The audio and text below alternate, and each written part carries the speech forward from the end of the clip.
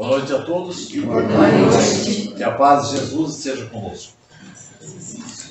Antes de falar do meu livro mais recente, eu quero prestar uma singela homenagem a um dos maiores escritores de todos os tempos, líder espírita, que nos deixou um testamento extraordinário em livros, palestras, orientações, seminários.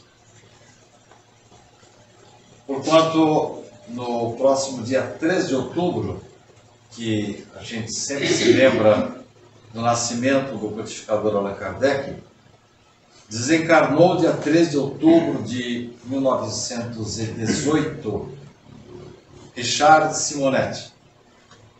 E no dia 10 de outubro, uma semana depois, ele completaria agora, na semana que vem, 88 anos de idade.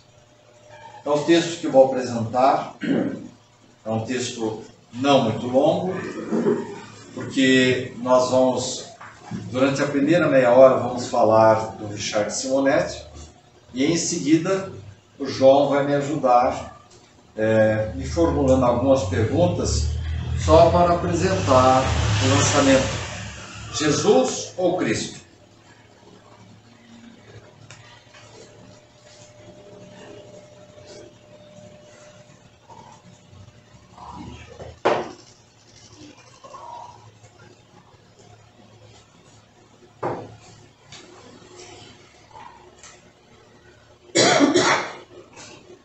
Assim que Lauro e Cássia se conheceram, logo se encontraram como se fossem almas gêmeas. Sabiam que era um amor duradouro, provavelmente planejado no plano espiritual. Passaram a viver um encantamento de um amor autêntico que vai além da atração física. Infelizmente, alegando diferenças sociais, Matilde, a mãe de Lauro, opôs-se ferrenhamente ao casamento do casal, a ponto de fazer uma chantagem dizendo: ou você fica com ela ou fica comigo, insinuando que ele estaria privado dos haveres da família. Matilde não era uma pessoa má, mas ela encasquetou que Cássia era uma aventureira, interessada nos haveres da família. Fez de tudo para impedir o casamento. Não deu certo. Lauro e Cássia se casaram numa cerimônia íntima, com a presença de apenas pessoas muito próximas, exceto a mãe de Lauro, que não compareceu ao casamento. O casamento feliz logo os premiou com a vinda de uma linda menininha chamada Sílvia. Mesmo com o nascimento da neta, Matilde, mãe de Lauro, jamais se dispôs à aproximação, sempre responsabilizando Cássia, a nora, pelo afastamento do filho. Tinha dentro de si uma saudade imensa, mas que não chegava a tirá-la da postura orgulhosa e intransigente. Certa ocasião, surpreendeu-se com a chegada de uma carta, com letra infantil, que dizia mais ou menos assim. E ela lembrou-se nesse momento, deu-se conta que haviam se passado 7 anos depois do afastamento do filho. E a carta dizia mais ou menos assim: querida vovó, estou escrevendo para lhe dizer que nós esperamos a sua visita. Mamãe me disse que você é uma pessoa muito boa, que gosta muito de nós, gosta muito de mim, mas ela falou que a senhora é muito ocupada. E eu estou orando para Jesus, para que a senhora encontre um tempinho para vir nos visitar. Amamos muito você. Muitos beijos, vovó. Não esqueça, quero ver você. Com carinho, Silvinha. Um raio teria feito menor estrago na cabeça de Matilde. A simplicidade de uma criancinha amorosa destruiu o seu orgulho e abriu as comportas das suas lágrimas. Uma nora que incutira na filha o carinho pela avó, não obstante a rejeição, não podia ser uma pessoa. Dias depois, exatamente no horário em que Lauro, Cássia e Silvinha estavam realizando o culto do Evangelho no lar, alguém bateu a porta. Silvinha foi atender. Deparou-se com uma senhora idosa, sorridente, carregada de presentes. Olá, Silvinha.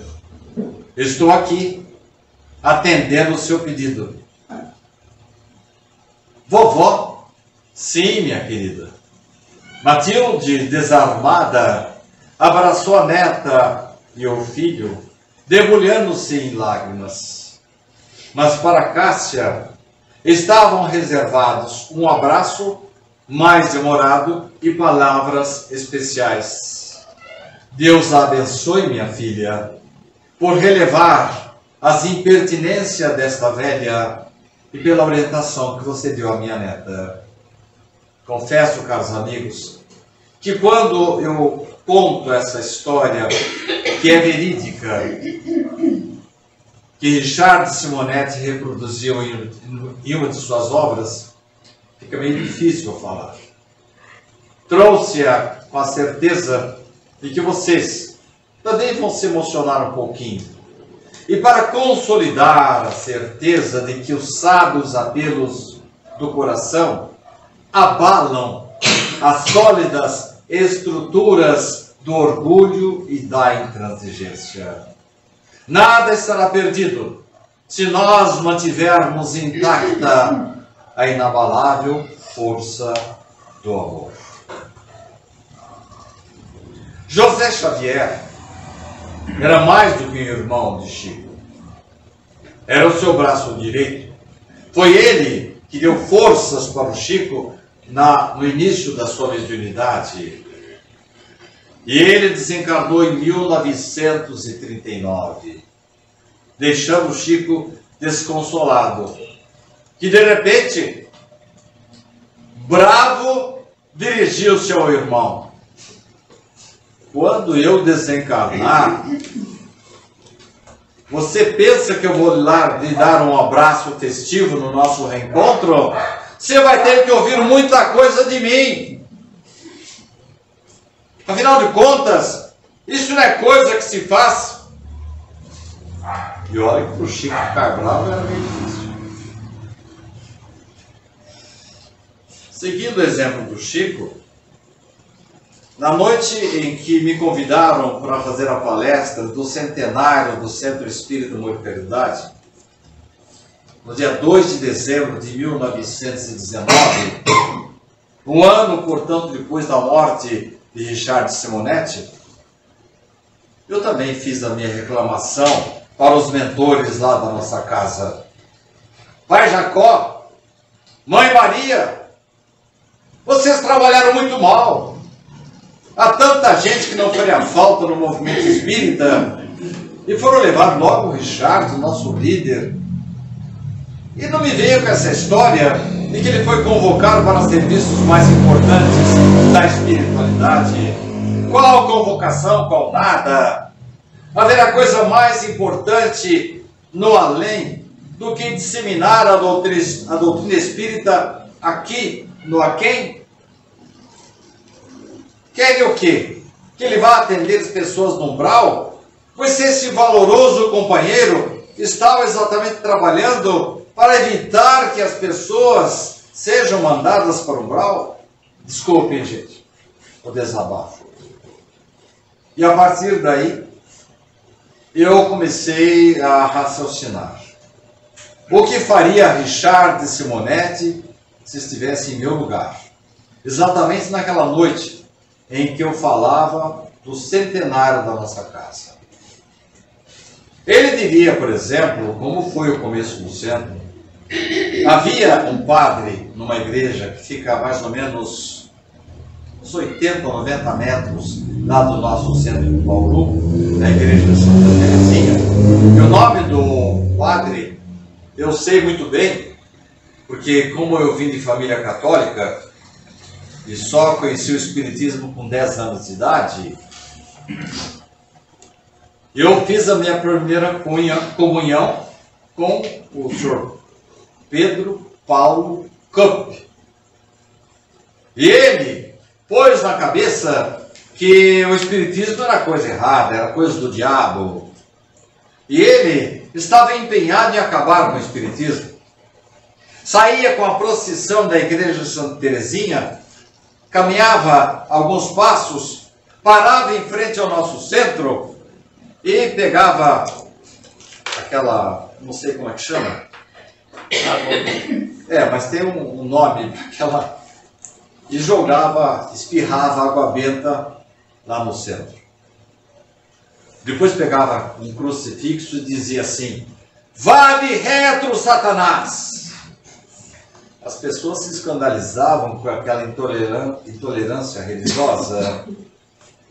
E parece que o Satanás obrou ao contrário. Porque o Satanás, que ele dizia que estava conosco, transformou aquela entidade numa das maiores instituições do país, dedicada ao bem, à verdade, respeitada pela sociedade hoje por todas as religiões. Eu tenho um programa que vai ao ar durante a semana inteira num canal aberto de Bauru. Eu faço as gravações dos convidados. Já levei a esse programa 2 padres, um bispo, 2 pastores evangélicos e uma infinidade de pessoas da sociedade, pessoas que respeitam a nossa entidade. Isso acabou aquela história, aquele preconceito religioso. Marta estava preocupada com os afazeres domésticos e Jesus estava em sua casa. Em dado momento, Marta, escandalizada porque Maria não a ajudava nos afazeres domésticos, foi falar com Jesus. Jesus, olha para Maria, vem me ajudar aqui, que estou sobrecarregada de serviço. Ou então, ela cutucou o mestre com vara curta, ouviu aquelas incisivas e célebres palavras: "Marta, Marta, andas inquieta e te preocupas com muitas coisas. No entanto, só uma coisa é necessária. Maria escolheu a melhor parte, que dela jamais será tirada." Uma casa espírita tem que trazer essa melhor parte, tem que ministrar o conhecimento. Com a biblioteca, que eu vi que essa casa tem uma excelente biblioteca, tem que favorecer o conhecimento com cursos, palestras, como eu vi ali com uma relação enorme de oradores que vocês convidaram. E na verdade, o centro tem a obrigação de oferecer oportunidades de conhecimento e de serviço. Uma das maiores preocupações de Richard Simonetti era a divulgação da mensagem espírita. E fez isso muito bem. Deixou 65 obras, além de centenas de palestras, cursos, seminários. Os livros dele estão vertidos para uma dezena de idiomas espalhados pelo mundo inteiro, principalmente os livros que falam, por exemplo, sobre o suicídio. Países mais adiantados têm um elevado nível de suicídio. Ele inspirou-nos e incumbiu-me de criar uma rádio e uma TV espírita, um jornal espírita, que levam esses órgãos de comunicação a mensagem lá do Centro Espírita Amor e Caridade de Bauru para milhares de pessoas. Uma coisa que ele nos chamava muita atenção era a necessidade da integração dos participantes da casa espírita. Dizia que nós, vocês, são o fogo sagrado a sustentar as brasas ardentes do ideal espírita. E ele contava uma história que se chama A Cadeira Vazia. Numa singela igreja distante no bairro londrino, havia uma frequência constante e as pessoas sentando-se mais ou menos sempre nos mesmos lugares. Uma familiaridade sustentada por longos anos de convivência. Anos após anos estavam ali, ouvindo, frequentando, bem de acordo com as tradições inglesas. Certa feita, o pastor percebeu uma cadeira vazia. Atarefado, não levou muito em conta. Na semana seguinte, de novo, a cadeira vazia. Na terceira semana, opa, tem alguma coisa errada por aqui. Foi visitar o faltoso e o encontrou sentado, lendo, diante da sua lareira, lendo tranquilamente. E o pastor chega: está doente, meu filho? Não, está tudo bem. Algum problema? Não, está tudo em ordem. Não, você não tem comparecido mais ao nosso templo. Sabe o que é, pastor? Frequento o culto há mais de 20 anos. Ouço os mesmos sermões. Canto os mesmos hinos. Pronuncio as mesmas orações. Sei tudo de cor. Eu penso que eu não preciso ir mais ao culto, não preciso mais ir à igreja. O pastor, calmamente, tranquilamente, dirigiu-se à lareira após refletir por alguns momentos. De lá, retirou uma grande brasa incandescente. Colocou-a na soleira da janela. E eis que a brasa, antes linda, incandescente, brilhante, longe do braseiro, perdeu o brilho e se apagou. Em breves momentos estava reduzida a um carvão cheio de cinzas, coberto de cinzas. Surpreso, o fiel recalcitrante cedeu. Tudo bem, pastor, entendi a mensagem. E a partir daquele dia, voltou a ocupar a sua cadeira vazia na igreja. Com essa singela história, Richard Simonetti estava sugerindo que todos devemos frequentar regularmente as nossas reuniões doutrinárias. A pandemia nos impediu de nos reunirmos durante algum tempo.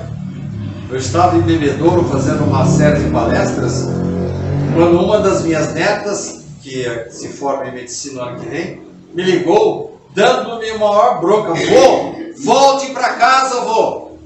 Eu tive que interromper a jornada, porque ela, preocupada comigo, sabendo, dentro da faculdade de medicina, dos efeitos daquela doença, ela me intimou e eu voltei para casa, interrompi a jornada. Mas nós, graças a Deus, superamos a fase mais crítica da pandemia. Embora ela ainda apareça num lugar ou outro, a maioria de nós estamos vacinados. Acontece que a pandemia fez nascer ou renascer o home office. Então muita gente hoje trabalha em casa, à distância. Mas só que eu li na semana passada uma reportagem da Amazon que o home office vai ser repensado. Por quê? Produtividade muito baixa.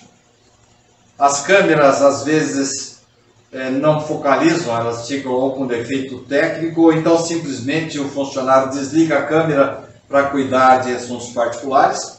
Semana passada eu fui fazer uma reclamação lá junto à CPFL, uma moça que trabalha, por coincidência, aqui em Araraquara, em dado momento ela falou assim: Socili, espera um bocadinho.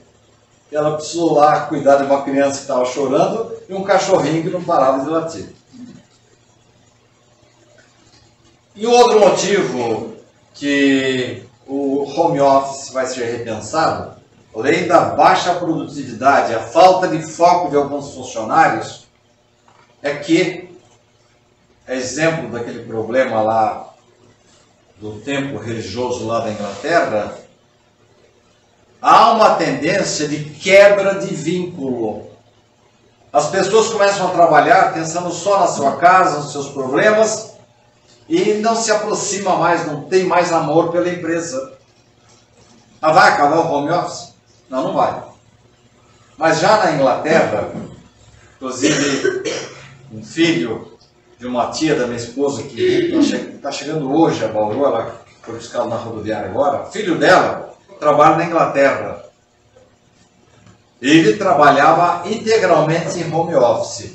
Atualmente ele já está trabalhando 3 dias por semana na empresa. Por que isso? Para que se reatem os laços, para que ele reencontre-se com os supervisores.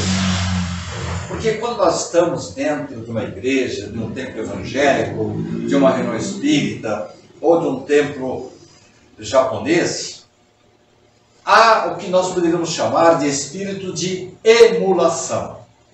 Por exemplo, vou dar um exemplo bem bobinho. Eu fui ali no fundo agora e vi o pessoal trabalhando com crianças.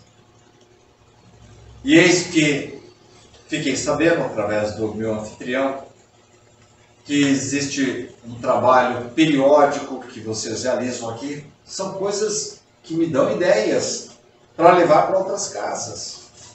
E quando você chega, por exemplo, nessa igreja que fica em frente à minha casa, e vê o pessoal trabalhando e fazendo pizzada, fazendo campanha daqui a acolá, você parece que é convidado, porque Emmanuel já falava, inclusive é uma frase mais antiga que Emmanuel ainda, que o verbo edifica, mas o exemplo arrasta sempre. Então, quando você está numa igreja, numa casa espírita, num templo evangélico, você vê o pessoal trabalhando, fala, eu vou trabalhar também. Sente-se estimulado. E além disso, neste momento, algum médium vidente aqui vai perceber que aqui nesta casa formou-se uma espécie de círculo luminoso protegendo esta casa. Não é qualquer espírito que entra aqui. Há espíritos aqui ouvindo minha palestra? Sim, eles estão interessados. Mas há outros que estão ali fora e querem entrar aqui só para bagunçar. Não tem o efetivo interesse. Então os mentores criam essa barreira para que eles não entrem. E quando a gente está trabalhando como estamos agora, falando sobre o bem, sobre o amor, a força inabalável do amor, estamos falando da necessidade, da presença de nós nos juntarmos e transformarmos em brasas quentes para alimentar o movimento. Não dá uma vontade danada de ser bonzinho?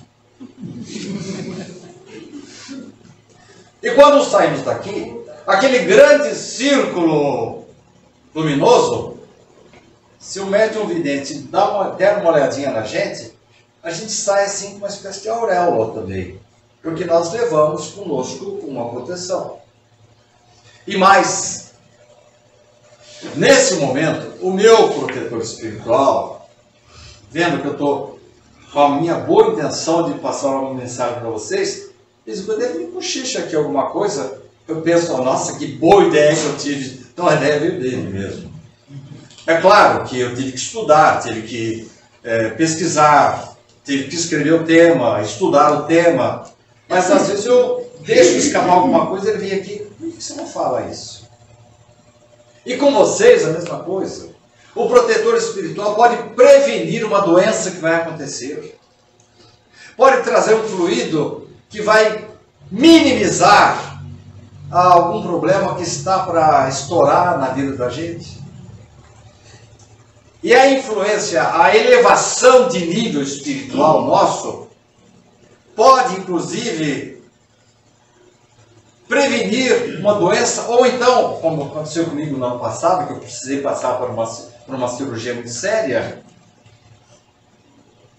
e paralelamente, durante o tempo que eu fiquei com sondas, eu passei a frequentar uma reunião de cura, e o médico ficou surpreso com a rapidez da minha reparação, do momento em que eu consegui voltar à minha atividade normal. Aconteceu até que me convidaram não, eu estava marcado para falar em Araraquara, entre o momento que eu coloquei a sonda e a cirurgia, não teve dúvida. O pessoal até hoje não sabe disso, mas eu fui com sonda e tudo para fazer a palestra lá. Então, eu senti claramente, o médico falou, eu não sei o que aconteceu com você, mas a sua recuperação foi muito rápida. Eu sei o que aconteceu. Os mentores foram generosos comigo. Eles minimizaram os efeitos da cirurgia. Eu precisava passar? Precisava. Tenho contas lá para acertar com eles. Ainda tenho muitos pontinhos pretos no meu perispírito que precisam botar um alvejantezinho lá. A verdade, caros irmãos, que a nossa presença aqui na casa não beneficia, como a gente pensa, o centro espírita. Nós somos beneficiados. E lembra-se que eu falei para vocês que a gente sai daqui com uma espécie de auréola? O problema, e essa auréola pode durar até a semana que vem, quando nós voltarmos. Principalmente para as pessoas que fazem o evangelho no lar. Mas tem um detalhe. Não adianta a gente sair com a auréola aqui, com essa vontade de ser bonzinho. Na próxima esquina, quando algum carro cruza a nossa preferencial, a gente ir logo homenageando a mãe do outro motorista. Aí a gente chega em casa numa situação pior do que entrou aqui. E eu tenho certeza do que eu vou falar agora, muita gente pode até confirmar. Quantas vezes, isso acontecia com o Chico também, quantas vezes a gente vem para o centro, o estômago não está muito bom, está com dor de cabeça, uma vontade de ficar em casa, vendo televisão, passear, não, eu tenho compromisso lá no centro. Um grande fundador do nosso centro, lá de Bauru, ele dizia assim, o meu compromisso no centro espírita é como se fosse um compromisso profissional. Ora, se alguém chega na minha casa um pouquinho antes, por exemplo, você que vai abrir o seu estabelecimento lá, você abre às 8 horas ou 9? 8. Então chega 15 para as 8, aparece lá um amigo, vem cá, vamos conversar. Fala, tudo bem, estou vendo você aqui, mas eu tenho que abrir minha loja agora às 8 horas. Compromisso profissional. É assim que nós temos que encarar o nosso compromisso perante a casa espírita. Nós estamos nos aproximando agora de dezembro. Daqui a pouco é outubro, novembro, um instantinho vai ser o Natal. Eis que Richard sempre ressaltava a necessidade de nós enaltecermos a figura do Cristo, que supostamente teria nascido em 25 de dezembro, a gente sabe que é uma data simbólica. E Richard contava uma história chamada A Quarta Vela. Numa igreja, 3 velas conversavam. Disse a primeira, eu sou a paz, estou cansado. As pessoas não se empenham em me manter acesa. Vivem intensas, nervosas, negam-me o oxigênio da reflexão. Eu sou a fé. Infelizmente, sou supérflua para as pessoas. As pessoas não estão interessadas em dar sentido religioso às suas vidas. E olha que, dos tempos para cá, muitos médicos, principalmente os cardiologistas, eu tive pesquisando mais de 20 congressos de cardiologistas. A Sociedade Brasileira de Cardiologia está defendendo a necessidade de as pessoas se espiritualizarem, provando que a espiritualização conserva a pressão arterial controlada. A espiritualização impede a criação de obstáculos nas nossas artérias. A espiritualização previne ataques cardíacos. A espiritualização torna mais rápida a recuperação daqueles que precisam passar por cirurgias. Negam-me, disse a vela da fé, negam-me o oxigênio da espiritualidade. Disse a terceira vela, eu sou amor. As pessoas ignoram-me, porque só conseguem pensar nelas mesmas. Não enxergam nem mesmo quem está ao seu lado. Negam-me o oxigênio da solidariedade. Em breves instantes, a luz que havia nelas bruxuleou e as três apagaram. Nesse momento, entrou um menino trazendo uma vela acesa, chama forte, firme, e com ela reacendeu as outras três velas. Fiquem tranquilas. Ainda que os homens não lhes deem a devida importância e sustentação, sempre virei reanimá-las. Quem é o menino? Nem precisa falar o nome dele. Ele é objeto, inclusive, da nossa homenagem nesta noite. O nome dele todos sabemos, Jesus. A vela sublime que ele traz é a vela da esperança. É por isso que nas comemorações do Natal, dizia Richard Simonetti, nós nos sentimos mais tranquilos, mais inclinados à atividade religiosa, mais sensíveis aos apelos da solidariedade, convictos de que podemos construir um futuro melhor.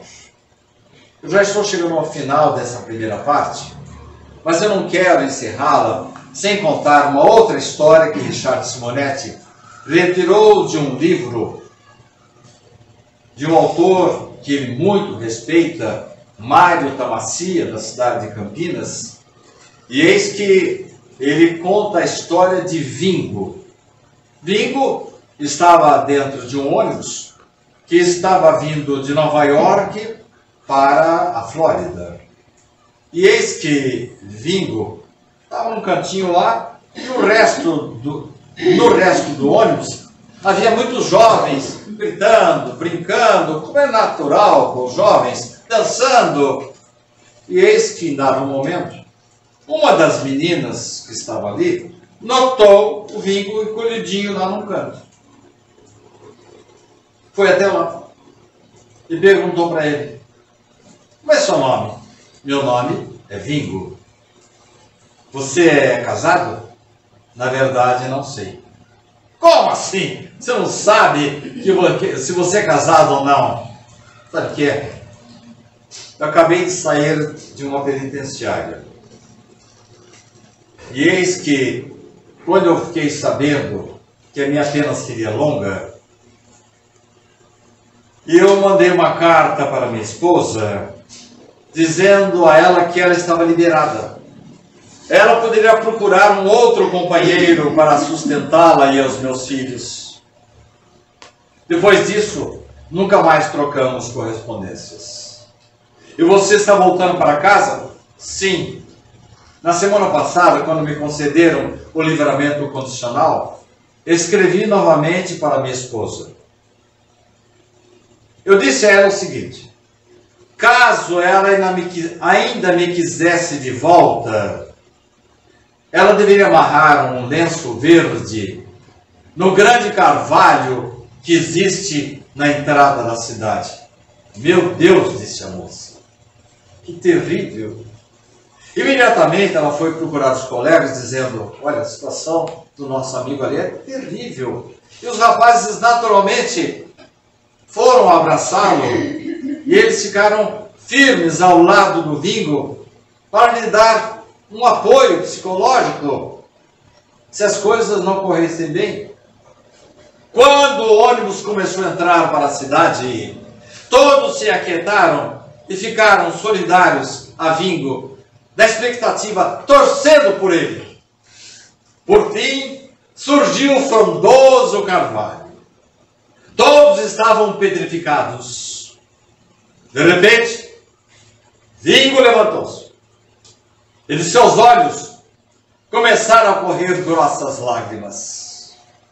O Carvalho parecia uma árvore de Natal.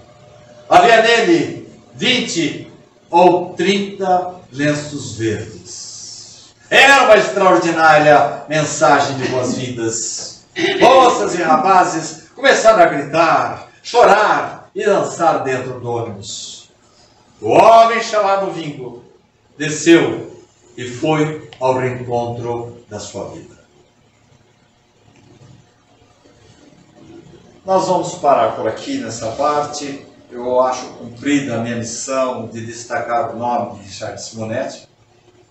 Agora o João vai formular algumas perguntas para que vocês conheçam um pouquinho do meu lançamento dessa noite. Eu espero que ele me faça só as perguntas que a gente combinou, né? Mas, pelo que me falaram do João, ele vai me colocar em alguma enrascada, viu? Dançou, não é? Filho, você assim poderia dizer, né? Como você escolheu o título dessa nossa nova obra aí? Na verdade, João, eu entendo que nós estamos passando momentos difíceis, muito parecidos com o que aconteceu na época em que Dante Alighieri soltou a Divina Comédia. Quando ele soltou principalmente o livro Inferno, que ele fala do céu, inferno, purgatório, da viagem que ele faz, e quando ele ressalta a sua grande amada Beatriz, as igrejas estavam vazias. Os homens estavam, como eu acho, como agora, pessoas pouco interessadas em ler, mais preocupadas com mensagenzinhas pequenas de celular. A igreja que fica em frente à minha casa até hoje não voltou a ter a mesma frequência de antes. Nosso Centro Espírita Molcardar, que tem reuniões presenciais no domingo, na segunda, na quarta e na quinta-feira. Até hoje a nossa reunião carro-chefe de segunda-feira ainda não completou, não lotou mais. O padre da igreja em frente à minha casa, assim que a pandemia, vamos dizer assim, amenizou, ele pediu permissão para o nosso síndico e percorreu o prédio inteiro, batendo porta por porta. Olha, eu sou o sacerdote desta igreja aqui, acabou a pandemia, estou esperando por vocês lá, é só atravessar a rua. Eu acho que nós estamos vivendo, depois da pandemia, um momento de despensa. Assim como no começo do século XIX, quando Allan Kardec teve dificuldades de falar em religião, só foi falar em religião em 1864. Eu acho que mais do que nunca, João, nós estamos precisando falar de Jesus, estudar Jesus, estudar o Evangelho. E se por acaso uma pessoa daqui for fazer o Evangelho no lar e o marido ou a esposa for de outra religião, não tem importância. Faça o Evangelho com o Novo Testamento, que é uma linguagem comum para todos nós. Então eu escolhi falar na primeira parte do meu livro, que eu falo de Jesus, falo do Espiritismo, e falo também da transição evolutiva, porque vamos passar. São 3 partes desse mesmo livro. Mas a resposta à sua pergunta é essa. Mais do que nunca, nós precisamos voltar a falar, ler, estudar e praticar os ensinamentos de Jesus. E por que esse título, né? Se Jesus Cristo não é uma mesma pessoa? Sim. Só que na época que Jesus era pequeno, o nome Jesus era muito comum. Havia muitos Jesus na vila que ele nasceu. E o Cristo era aquele anunciado pelos sacerdotes que viria lá na frente para nos trazer a mensagem da paz. Os judeus, seguindo rigorosamente o judaísmo, achavam que Jesus seria o Cristo que viria com uma espada na mão, primeiro para libertá-los do povo romano, segundo para fazer com que os judeus se transformassem na nação mais importante do planeta Terra, em relação aos quais todos os demais habitantes se quedariam ajoelhados. E Jesus não veio, ele os decepcionou, porque Jesus foi a candura possível. Então, na verdade, Cristo era o esperado. E somente no final do primeiro século, a gente não sabe direito quando, porque não há documentos, ou em meados do segundo século, é que Jesus passou a ser considerado Cristo. E quando Jesus deixa esse anonimato? Através de Paulo de Tarso. Paulo de Tarso sai de Jerusalém, está dirigindo-se a Damasco para prender, torturar ou talvez matar Ananias. E no meio do caminho, em plena luz do dia, uma luz fulgurante o cegou. E não se sabe direito se ele estava num cavalo ou num camelo, mas ele caiu da montaria. E ouviu aquela voz estertorosa dizendo: Saulo, Saulo, por que me persegues? Para resumir a história, ele entra em Damasco. Jesus recomenda a Ananias que cure-o da cegueira. Ananias fala: Jesus, eu vou curar da cegueira esse que entra nas nossas casas e puxa pelos cabelos nossos filhos e nossas esposas e os açoita em praça pública só porque são cristãos? Esse aí que mandou matar Estevão, é esse que o senhor quer que o cure?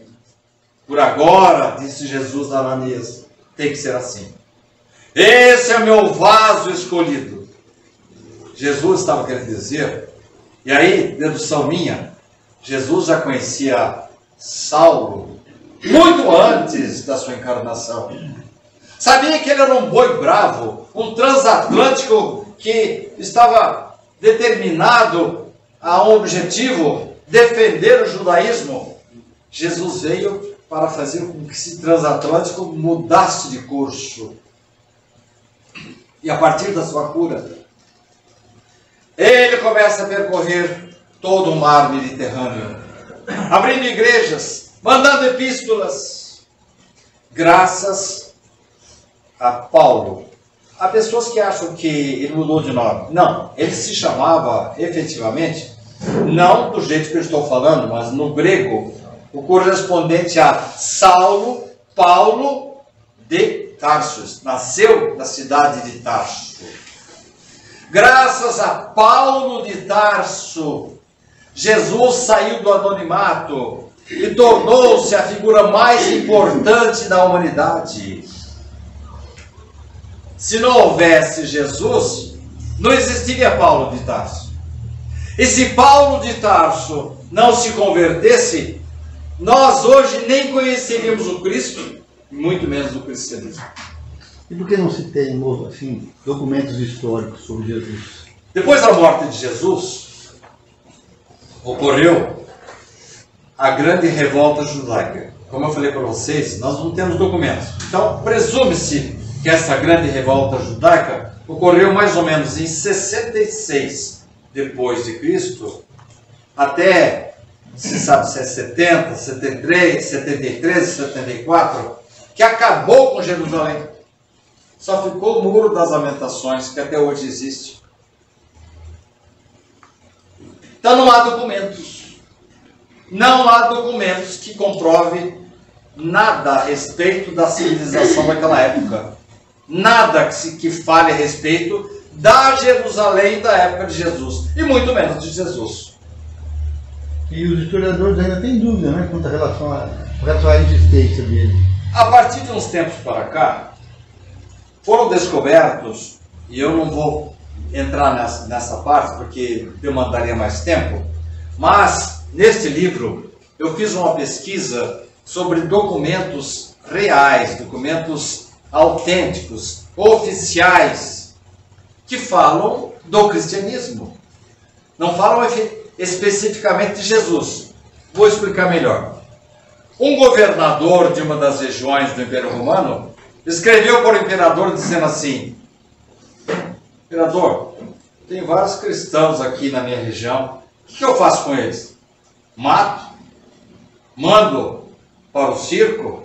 O imperador responde: não, eles não oferecem mais nenhum perigo. Tem só algumas colocações pontuais, mas não tome nenhuma providência. Esse documento é oficial. Esse documento existe. Ora, se um governador pergunta para um imperador o que fazer com os cristãos, é porque havia o cristianismo e aquele que criou, a partir dele, fez nascer o cristianismo, Jesus.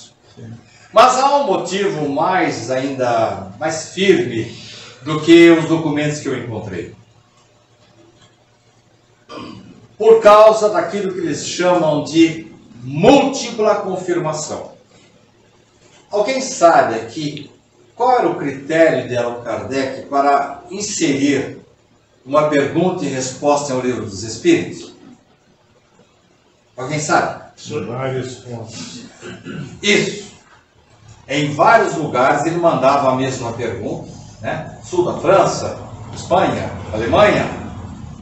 E faltavam as respostas, não exatamente iguais, mas com o mesmo sentido daquelas que ele obtinha, principalmente na primeira edição do Livro dos Espíritos, que tinha 510 questões, que foram, olha só, foi escrito de que forma?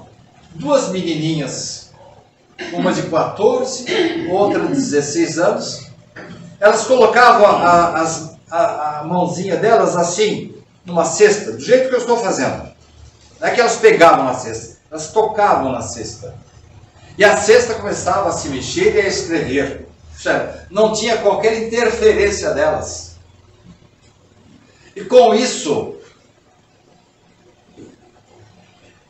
obtinha-se as respostas coincidentes com aquelas que Kardec obtinha de todas as regiões. Então isso deu autenticidade à doutrina espírita, porque conseguiu Kardec uma universalidade de conceitos. Os mesmos espíritos que se manifestavam ali em Paris, manifestavam-se na Itália, na Alemanha, na Espanha e depois no próprio Estados Unidos. Aliás, antes, né? Em 1848, com as irmãs Fox. Esse mesmo processo convenceu os historiadores, porque quando muitos autores que nunca se conheceram, nunca se leram, nunca trocaram correspondências, nunca se conversaram, falam a mesma coisa de um personagem, nós estamos diante da sua confirmação histórica. E quando o cristianismo se torna religião oficial, né? O imperador Constantino, no 300, foi assim conservada a pureza original do cristianismo? Infelizmente não. Porque, infelizmente, ele absorveu, ele decretou que o cristianismo era a religião oficial por motivos políticos. Ele queria agrupar todos os súditos do Império Romano. E encontrou na religião. Mas ele teve que fazer várias concessões. Vinda, por exemplo, de alguns povos que tinham vestimentas adequadas, tinham rituais, incenso e outras coisas que não tinha nada a ver com o cristianismo, do Cristo. E inverteram-se os papéis. Aqueles que estavam agora se tornando cristãos oficialmente, eles passaram a perseguir os autênticos cristãos. Então, com isso, infelizmente, houve assim um distanciamento da obra do Cristo. E esse sumiço que aconteceu com Jesus, aquele tempo que ele ficou? Na verdade, quando Kardec lançou o Livro dos Espíritos, ele não podia falar em religião. Por quê? Os desmandos inquisitoriais, em que os sacerdotes matavam, torturavam, prendiam, a pessoa raciocinava assim: ora, se eles estão sendo inspirados pelo Cristo, por Deus, então eles não existem. Então foi uma época assim, uma espécie assim de limbo, em que as pessoas não acreditavam mais nada. Havia pessoas idosas que iam para as igrejas ainda, e os sacerdotes da época ainda insistiam em mandar, tanto é que influenciavam muito os imperadores. Vocês devem ter assistido ao filme de Kardec, em que muitas coisas aconteceram ali, deixaram de acontecer com Kardec por influência dos sacerdotes da época. Eles tinham ainda muita força, mas o povo, os intelectuais, estavam descrentes. Eles achavam que Deus não existia, que Jesus era uma farsa. Então Jesus sumiu. Por isso Kardec não falou em religião, nem no Livro dos Espíritos, nem no Livro dos Médiuns. E o que Emmanuel fala de Jesus? Emmanuel considera-o com perfeita identidade de Jesus com Deus, sem confundi-lo com o Deus. Mas coloca os seus valores divinos dentro daquela mais alta hierarquia espiritual enunciada por Allan Kardec. E Kardec, como definiu Jesus?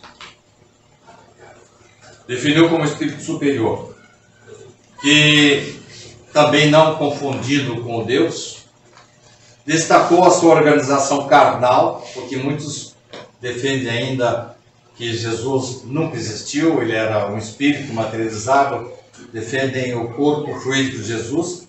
Não vamos entrar nessa questão, nós temos que respeitar o que as outras pessoas pensam, mas Allan Kardec tinha que ele era realmente um ser vivo, mas que estava vivenciando mais a vida espiritual do que a corporal. Daí, não me perguntem, mas pode ser que tenhamos tido aí, no intervalo entre os 12 anos, que é a última informação que temos de Jesus, até os 30 anos, e o apostolado dele foi de apenas 3 anos.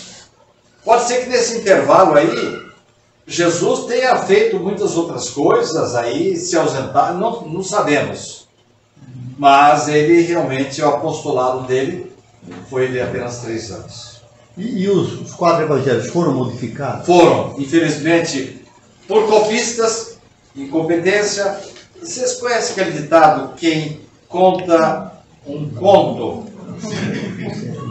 e um ponto no idioma grego, que é o original dos evangelhos, mudava todo sentido. E também havia aqueles que tinham más intenções, como alguns que queriam provar que Jesus era o guerreiro dos judeus.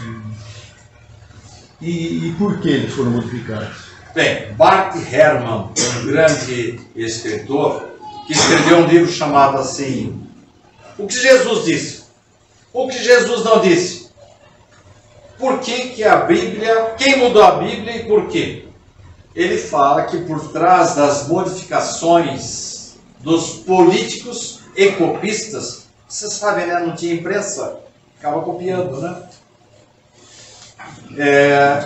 Essas modificações foram por causa de interesses diversos, que levaram, inclusive, exegetas mais drásticos a duvidarem do Evangelho, aceitando apenas e tão somente o Sermão da Montanha.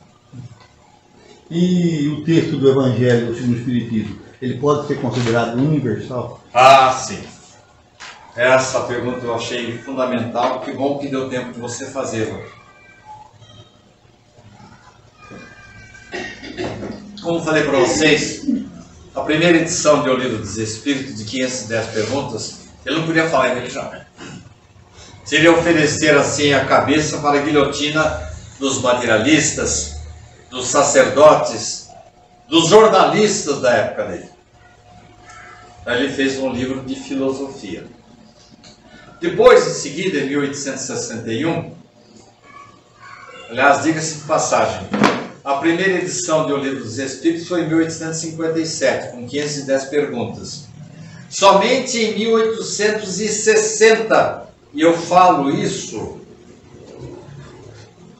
o último dos moicanos aqui, eu falo isso nesse livro, Luzes em Paris, que eu faço relatos exatamente do ano de 1860. Em 1860 ele solta a segunda edição e a terceira edição do Livro dos Espíritos. Em 1861 ele solta o Livro dos Médiuns. Um detalhe, quando, tempos atrás eu achei um documento em que o Livro dos Espíritos e o Livro dos Médiuns eram um livro só. Mas os Espíritos falaram, mas você vai soltar esse calhamaço aí? Ninguém vai ler isso. Então ele foi orientado para soltar o Livro dos Espíritos e depois em 1861. Por que só em 1861? Porque ele precisava completar o Livro dos Espíritos, que a partir de 1860 deixa de ter somente 510 perguntas para ter 1018 ou 1019 perguntas. Por quê? Algumas edições são diferentes. Somente em 1864 que Kardec fala em religião. Mas ele criou uma religião nova? Não. Ele simplesmente trouxe o cristianismo. O Espiritismo tornou-se o cristianismo redivivo, trouxe de volta o cristianismo. Reviveu o Cristo na cabeça das pessoas. E por que ele mudou de ideia, se antes ele não falava, nem admitia que o Espiritismo era religião? É que a partir do Livro dos Médiuns, a partir de agora vocês comecem a manusear as instruções dos Espíritos, e vocês vão encontrar em várias manifestações dos Espíritos, mais ou menos essa colocação. É preciso destacar o aspecto religioso do Espiritismo. É preciso escrever uma obra sobre a religião espírita. Mas ele não criou uma religião nova. Segundo Hermínio Miranda, ele simplesmente retirou dos evangelhos as partes controvérsias, como virgindade de Maria, a questão do sangue e do vinho, os milagres. Para não arranjar confusão, ele pegou apenas a parte moral dos ensinamentos do Cristo. E agora eu respondo a sua pergunta. Se você levar o Evangelho segundo o Espiritismo e cotejar com o Alcorão, com os livros antigos hindus e toda a ética de todos os países do mundo, você vai encontrar princípios de perdão, de amor, de paciência, de entendimento, de empatia, de generosidade, que consubstanciaram a revelação do amor de Jesus. Então, o Evangelho segundo o Espiritismo, é só tirar a capa dele, tirar o nome, que as pessoas falam que é o Evangelho dos Espíritas, colocar apenas o conteúdo, ele vai coincidir com qualquer filosofia ou religião que existe na Terra. Eu vou contar um fato rapidinho. Eu era voluntário de uma creche e todo domingo de manhã eu dava uma aula para pessoas carentes. Mas nessa época eu tinha firmado o propósito de todo domingo eu visitar o meu pai. Uma certa ocasião minha esposa falou assim: há quanto tempo você não vê seu pai? Ah, sei lá, Faz mais de um mês que você não vê seu pai. Então, discipline-se. Marque um dia para ver seu pai. E foi o que eu fiz. Todo domingo eu saía lá da creche e eu ia procurar meu pai onde ele estivesse. Jogando bocha. E ele, nessa ocasião, estava já frequentando a igreja messiânica. E certa ocasião, eu sabia que ele estava na igreja. E eu percorri a igreja inteira. Porque era assim, mesmo que ele não pudesse tomar uma cervejinha comigo, o fato de eu estar ali e falar: oi pai, tudo bem? Ele sabia que eu tinha ido vê-lo. Mas enquanto eu estava andando pela igreja messiânica procurando meu pai, o pastor, falei, acho que esse pastor deve ser espírita. Porque ele estava falando exatamente o que eu tinha acabado de falar lá na pregação que eu tinha feito na creche. Uma pregação espírita. Para vocês verem a identificação de princípios, de paradigmas que existem entre as religiões. Particularmente do Evangelho segundo o Espiritismo, com todo o conhecimento mundial.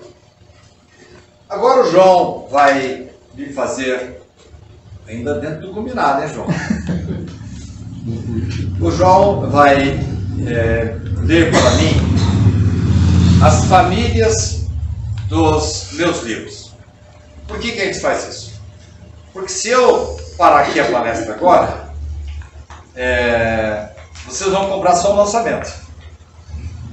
E nós estamos fazendo aqui uma promoção que a minha editora autorizou. Todos os recursos das vendas dos livros desta noite vão ficar aqui para casa. Eu não vou pedir reembolso de combustível, nem de hospedagem, se bem que o preço da hospedagem aqui, não sei quanto é que vai ficar, né? Aí seu carro.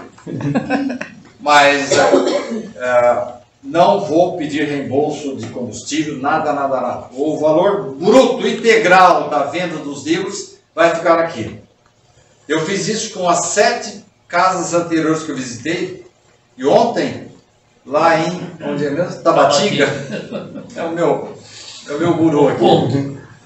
Nós vendemos 79 livros e a casa levantou R$ 1.630. Uma outra casa, eu acho que foi de Araraquara, mandou, olha, vai ver em cima da hora esse dinheiro, porque nós vamos comprar cestas básicas de Natal. Então, cada casa vai ver onde aperta mais o calo. E cá para nós, minha gente, quando a gente entra numa casa como esta aqui, olha, tudo limpinho, luz acesa, ventilador ligado, lá no fundo tudo arrumadinho, isso custa dinheiro.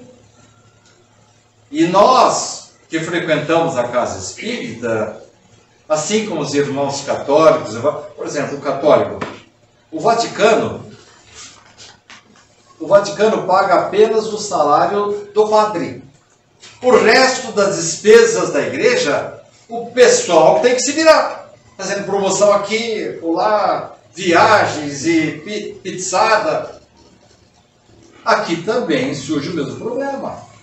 Um grupo de dedicados, às vezes, tem que botar a mão no bolso para poder sustentar a casa. Então eu entendo que é obrigação nossa de frequentador, tanto da Igreja Católica, qualquer igreja, qualquer organização. Tem algum clube social por aqui? Como é que você faz para entrar? Você tem que comprar um título, pagar a mensalidade para manter o clube. Aqui é a mesma coisa. Nós precisamos colaborar com a casa. Por isso que a gente traz os livros. Eu fiz a minha parte, eu escrevi, editamos, imprimimos, estão aqui. E a parte de vocês é agora, para vocês adquirirem as obras. E aqui eles estão com uma maquininha de cartão, pode fazer e até parcelar, pode fazer Pix para casa, ou pode fazer o fiado espírita também. Não? A casa não tem fiado espírita. Não tem? Não. Você cortou meu barato. Você quer ver que eu vou convencer você que vai ter o fiado espírita? Ó, tá vendo aqui? Olha, eu vou convencer você agora. Nosso amigo aqui me deu uma ideia espetacular. Falei, não, calma, vamos esperar a primeira cena dos livros de hoje. Ele quer porque quer implantar aqui o dízimo espírita. Brincadeira, gente. Vamos lá rapidinho falar um pouco dos livros, para a gente motivar vocês à compra deles. E eu estou falando muito à vontade porque o dinheiro não vem para mim não, vem para vocês mesmo aqui. Bom, você tem os livros dissertativos. Tem. Reencontro e o outro é Jesus ou Cristo. Reencontro foi meu primeiro livro de 2012. É um livro de crônicas e histórias. Eu estava começando a escrever. O outro dissertativo é o lançamento desta noite. Jesus ou Cristo, que tem 3 partes. A primeira sobre Jesus, a segunda sobre o Espiritismo em si. Inclusive tem uma entrevista que eu faço com Allan Kardec, que vocês vão babar. Não pense que eu me transportei lá para o passado, não. É uma entrevista muito bem organizada que vocês vão adorar. E a terceira parte é a nossa transição regenerativa. São os meus 2 livros que não são propriamente romances, não são livros de perguntas e respostas, são dissertativos. Outro gênero seria a trilogia do amor. Isso. Você tem mais 2 títulos, Em Sintonia com o Amor, o Amor Puro e Verdadeiro. Deixa eu explicar por que você está falando de trilogia. Porque lembra-se daquela história que eu contei para vocês no comecinho? Aquela história lá me inspirou para escrever um livro. Você pode ler o título, por favor? Em Sintonia com o Amor. Não, o terceiro. A Irresistível Força do Amor. A Irresistível Força do Amor é um livro que está sendo analisado pela editora Clarim de Matão e provavelmente, espero, vai ser editado em 2024. Mas por isso que eu vou falar só de 2 livros. Em Sintonia com o Amor é o estudo do Sermão da Montanha. Você falar mais alguma coisa? Não. E é um livro que eu indico para o Evangelho no Lar. Este livro, Amor Puro e Verdadeiro, quem assistiu aqui ao filme Malévola? Alguém assistiu? Eu assisti ao filme, li um pouco do roteiro dele e trago uma história aqui que fala a respeito do personagem de Angelina Jolie. Por isso esse livro aqui é dedicado mais às mães, às avós, à maternidade em si. A outra seria a trilogia da felicidade, né? Ser feliz é uma arte, ser feliz é uma decisão e a felicidade tem preço. São 3 livros que eu indico para pessoas que estão passando por momentos de tristeza, momentos de depressão. Estão começando, nós estamos ainda no Setembro Amarelo do CVV, estão colocando minhocas suicidas na cabeça. Então essas 3 obras são dedicadas mesmo às pessoas que precisam ser despertadas para que elas não façam nenhuma besteira na vida. A outra trilogia seria a trilogia das luzes. Luzes em Paris, luzes no Brasil e Sob a Luz que Liberta. Luzes em Paris, só tem um livro, hein, gente? Eu trouxe acho que uns 30, venderam todos. É o meu best-seller. São 12 mil livros vendidos que eu trato da época de Kardec, e Kardec é um dos personagens. Vou chegar primeiro, eu levo esse aqui. Os companheiros de Kardec lá do século XIX, segundo Chico Xavier, reencarnaram no Brasil. E eu trago a epopeia deles no Rio de Janeiro. Chico dizia que certos brasileiros só tem de brasileiro a certidão do nascimento. O resto é tudo francês. E eu trato do trabalho que eles realizam aqui no Brasil. E Sob a Luz que Liberta é a história de 2 irmãos que se degladiam durante séculos e não querem se reconciliar.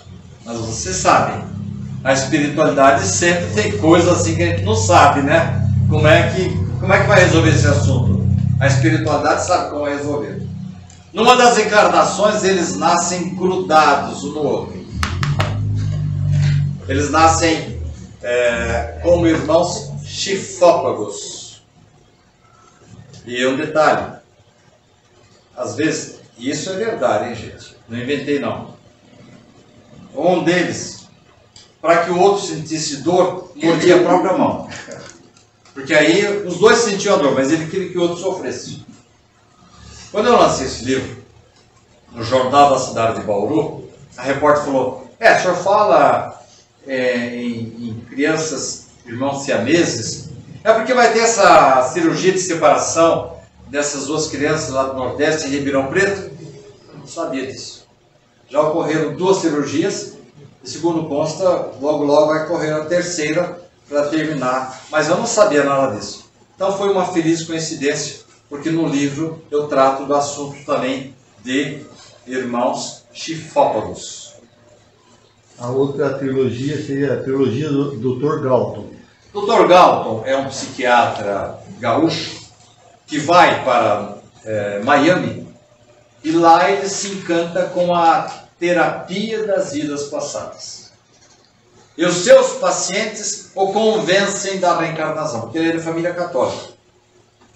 Vem para o Brasil, conhece o Espiritismo, e a partir daí eu trago os casos, os pacientes, as curas que ele realiza, ora utilizando-se somente a ciência oficial, ora através da ciência espírita. O primeiro livro fez tanto sucesso que a editora me pediu que eu fizesse o segundo e o terceiro. Então nós temos 3 livros do Dr. Galton.